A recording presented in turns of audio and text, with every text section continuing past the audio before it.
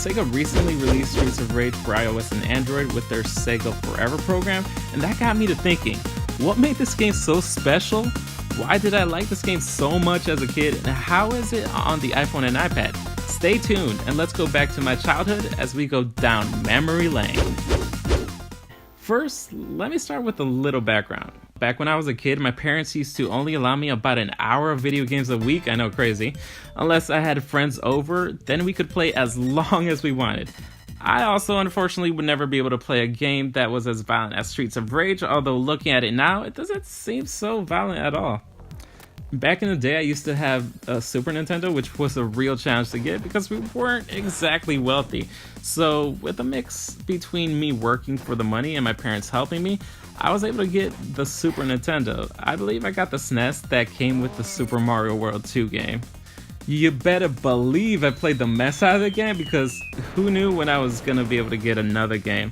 In fact, I played the game so much when I was younger that I'm still really good at it. Not to toot my own horn, but yeah, I can handle myself pretty well in this game.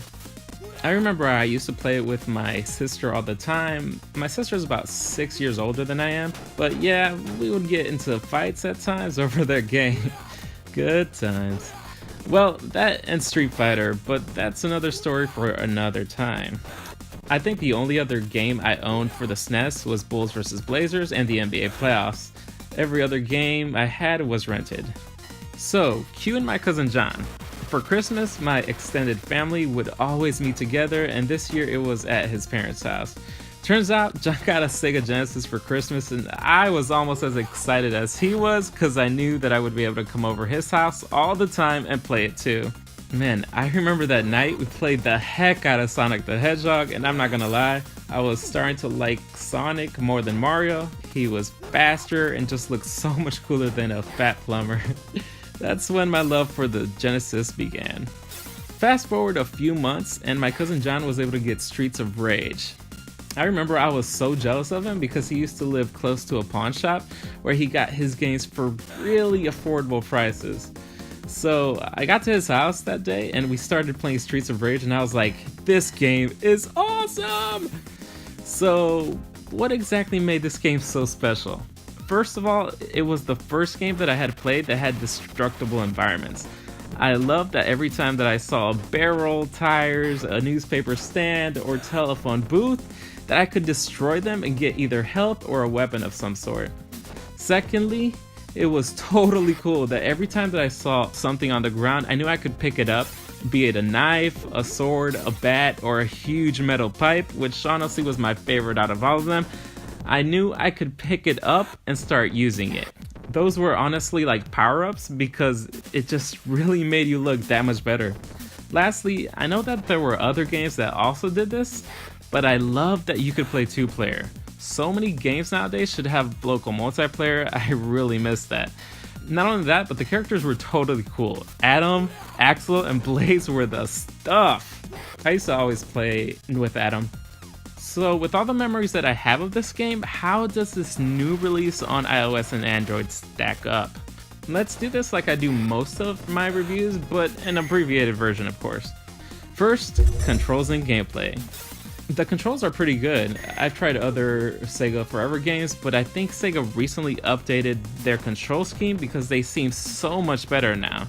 You can completely customize the controls, how large or small you want them, how you want them to look, their opacity also, and this is new, but you can now add haptic feedback. So every time that you touch a button or the control pad, you get what feels like a click, which is really nice. I would recommend the weak haptic. It gives you just enough feedback so you know you press something without it feeling overbearing. Let me add that you can also use M5 certified controllers, so if you're not into touch controls, you're good to go.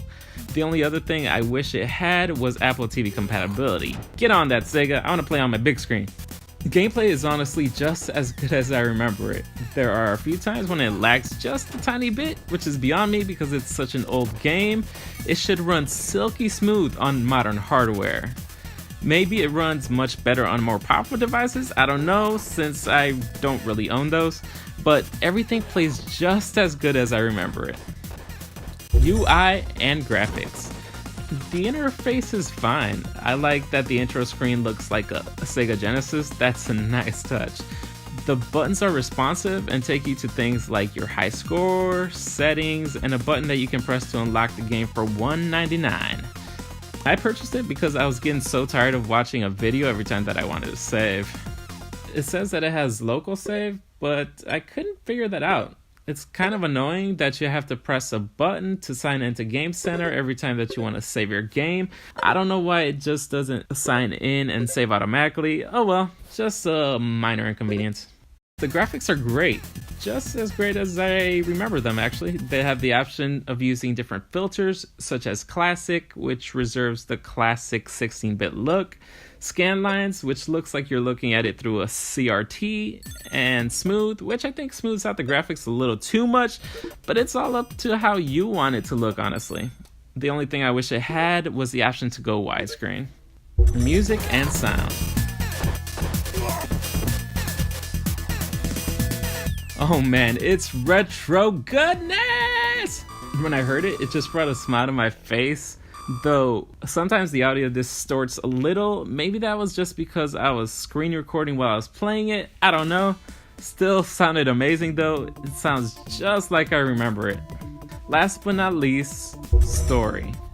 Everyone who's played this knows the story, and the story's not really the focus of the game, but the gist of it is this.